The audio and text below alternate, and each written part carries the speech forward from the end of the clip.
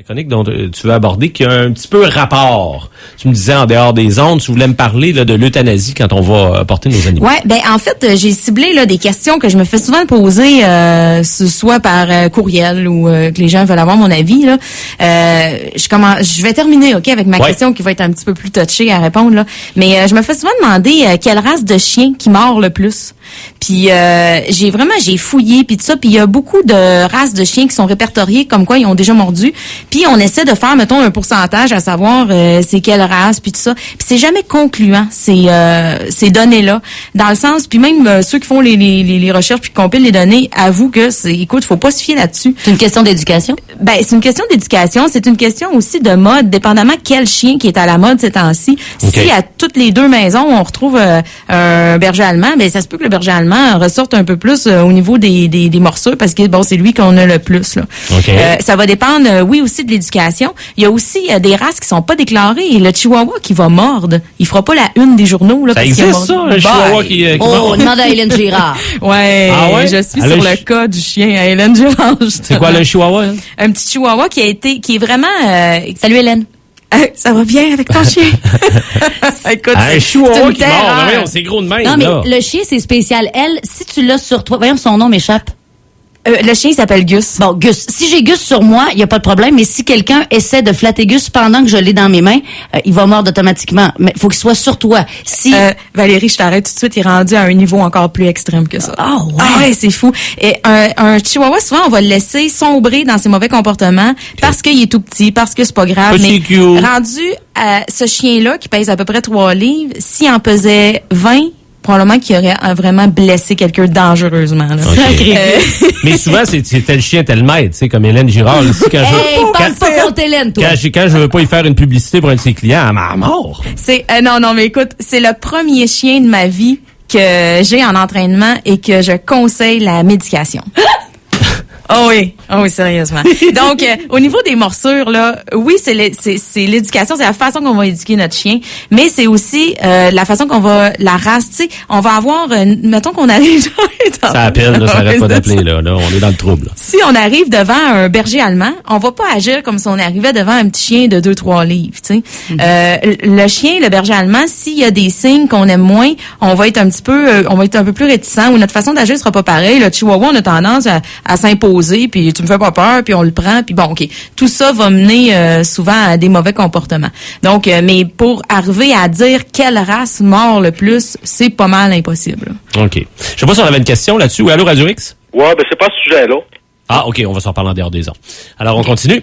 Tu veux qu'on y aille avec mon autre question que je me fais souvent poser? Oui, vas-y, question numéro 2. Ça, je me fais souvent demander. Quoi donc? Quelle race qui est la meilleure avec les enfants? Quelle race de chien? Ben oui, c'est sûr, ça prend ça.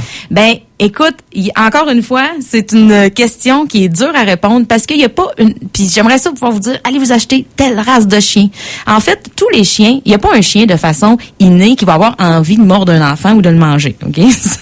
Ça existe pas. Tous les chiens vont aimer les enfants si ils font des bonnes associations avec les enfants.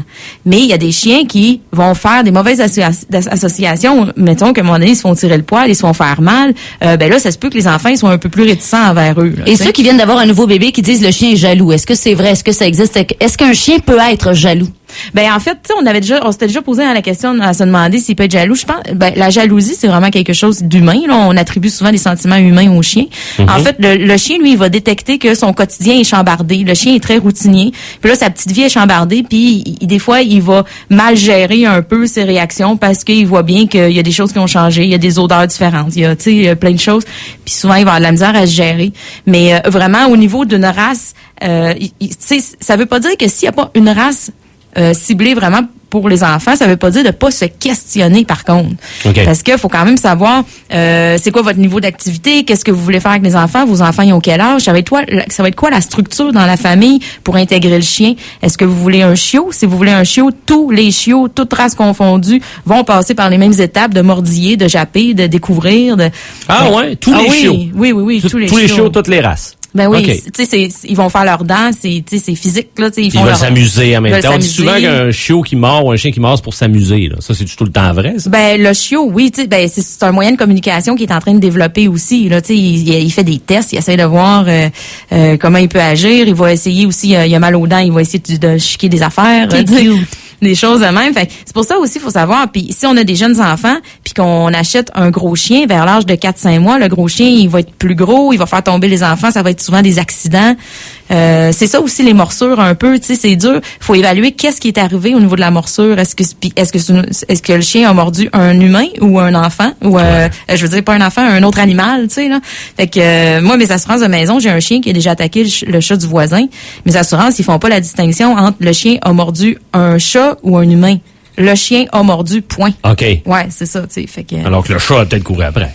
Ben, c'est à vous. C'est souvent ça. Mais non, pour de vrai, j'ai un chien qui a vraiment une antipathie avec On va parler des vétérinaires maintenant. Connaissez-vous un vétérinaire moins cher? Ça revient souvent, surtout dans la région. Ouais. On dirait que tout le monde dit, les vétérinaires, il y en a même qui s'en vont à Québec faire stériliser leurs animaux, là. Ouais, ça a l'air que c'est moins cher à Québec. Ça a de l'air. Ouais. On sait pas si c'est vrai, là, mais c'est ça court. Il y a du monde qui font comme se mettre en gang, là, pour partir. Bon, moi, faire mettre mon chien dans un véhicule avec un paquet d'autres chiens pour aller faire stériliser ailleurs. Pour sauver 50$. Pour le niveau de stress que ça va faire puis tout, non, je suis pas très non, mais en fait, est-ce qu'il y a des vétérinaires qui sont moins chers dans notre région? La réponse c'est non. Il y a comme une loi non écrite que les vétérinaires se tiennent tous, ils ont à peu près tous les mêmes prix. Puis la seule chose que je trouverais intéressant, par exemple, que j'ai vu à l'extérieur de la région, c'est que souvent on va faire des blitz stérilisation en lien avec les SPCA, ces choses-là. Puis à ce moment-là, ça coûte un peu moins cher. Puis ça peut se faire sur une semaine, disons un spécial une semaine vétérinaire. Je me disais, mettons dans la région que on cible une semaine que les vétérinaires offrent un 20% sur la stérilisation. Peut-être que ça pourrait être intéressant à ce moment-là, tu sais, ça pourrait encourager la stérilisation. OK. Mais sinon, les prix sont vraiment toujours égaux, là, il y a pas OK, fait que ça se ressemble, ils se tiennent. Et oui. Tu sais, souvent il y en a qui pensent que parce qu'ils ont ramassé mettons un chat errant puis qui est blessé ou qui est malade que le vétérinaire va le faire gratuitement. Ça non plus. Tu sais, si on prend en charge un animal, on en devient responsable jusqu'au bout là. OK, fait qu'il y a pas de vétérinaires qui font ça gratuitement. Ça donne rien d'aller broyer. C'est ma fête ou des fois il y en a qui nous appellent des concours. Hey, je sais que vous faites tirer une palette les sacs, c'est ma fête. Mais non, c'est pas ça le concours. C'est pas la première personne, c'est sa fête qui appelle. Ouais, c'est ça. Ensuite, on a parlé en début d'intervention. Est-ce que c'est possible d'avoir un refuge sans faire d'euthanasie? Ouais, là, on entend beaucoup parler de ça. Le paradis des chiens. Ouais. Est-ce que ça existe? Écoute, des refuges... On dit ça à nos jeunes enfants. Des fois, moi, quand mon hamster est décédé, quand Cachou est décédé, il est parti au paradis des hamsters. Ouais. Mais le paradis des hamsters n'existe pas. Ben, tu sais, il peut exister dans notre tête. Oui, dans notre tête, là, mais je veux dire, un endroit où on va porter notre animal puis ils le bichonnent jusqu'à leur mort, c'est pas, non, ça arrive pas souvent. Ouais. En fait, ce qu'on entend quand on entend parler d'un refuge, là, qui est sans euthanasie, c'est un refuge qui va accueillir des animaux et qui n'a pas, peut-être qu'ils ont les installations pour faire l'euthanasie, mais qui ont décidé de plus en faire. Ça peut être aussi des refuges qui n'ont pas les installations pour faire de l'euthanasie. Puis, mais l'euthanasie est inévitable, OK? Mettons, les vétérinaires travaillent pour sauver des animaux, sauver des animaux, les soigner. Ils veulent absolument, ils vont travailler fort souvent par rapport à des maladies, ça évolue beaucoup, tout ça. Même s'ils travaillent pour les soins des animaux, l'euthanasie existe pareil chez les vétérinaires, tu sais, puis des fois c'est un mal nécessaire pour soulager un animal qui est soit très très très malade physiquement, qui souffre, qui a été trop blessé, même mentalement, il y a des animaux très très très blessés mentalement aussi là, tu sais. Ouais. Donc l'euthanasie c'est un mal nécessaire. Le refuge ou l'endroit qui dit moi j'ai même des petites organisations que j'ai rencontrées qui sauvent à petite dose des chats ou des chiens tranquillement pour le plaisir vont faire face un jour ou l'autre à l'euthanasie parce qu'on leur a confié un animal qui était trop malade, en mauvais état. Ouais. Même moi, j'ai des petites filles à un moment donné qui m'avaient dit « Tu peux-tu venir nous aider? On a trouvé un beau chat, mais il a l'air malade. » Puis tout ça. Puis j'étais allée les aider, les petites filles. C'était un matou qui était malade puis qui était porteur d'un virus qui s'appelle la leucémie féline. C'est une sorte de sida des chats.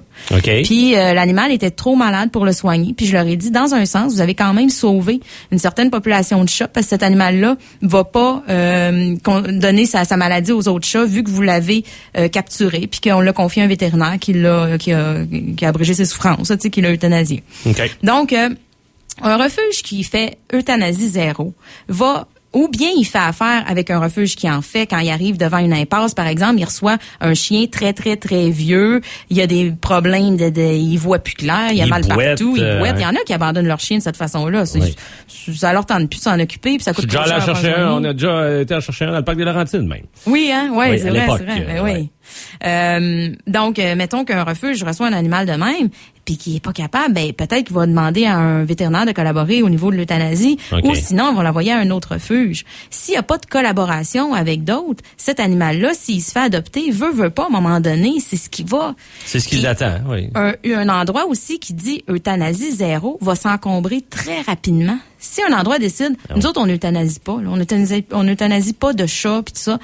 Mais il va être encombré, il va être saturé très rapidement. Qu'est-ce que les gens vont arriver? Ils vont se cogner à la porte. Écoute, on est plein. Bon, ben, on s'en va dans un autre refuge qui va avoir le rôle ingrat, finalement, de gérer la population en trop de chats puis tout ça, tu sais. Fait qu'on relance un petit peu le problème dans un sens. C'est ça, c'est. OK, ben, parfait. Ben, je pense qu'on avait 4 questions très intéressantes aujourd'hui. Et je m'en fais poser plein d'autres. Ouais, ben, donc, c'est pour ça qu'on va te réinviter la semaine prochaine. Merci beaucoup. Ouais, et bien, allez voir la photo de Mélissa sur la page de la nouvelle photo de Mélissa sur notre page Facebook. Ben oui, les yeux deviennent grand quand on parle. Ah, mon Dieu, je suis en amour, c'est réglé.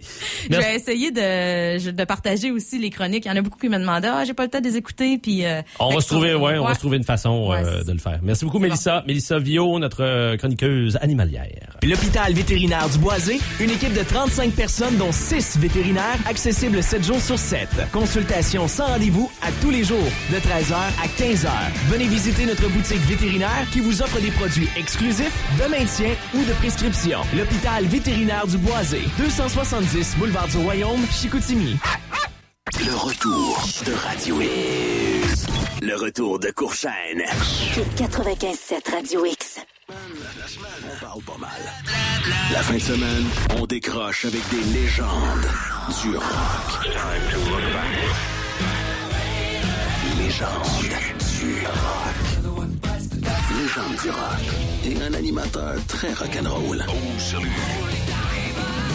Légende du rock. Samedi et dimanche, 10h. Kick. Radio X.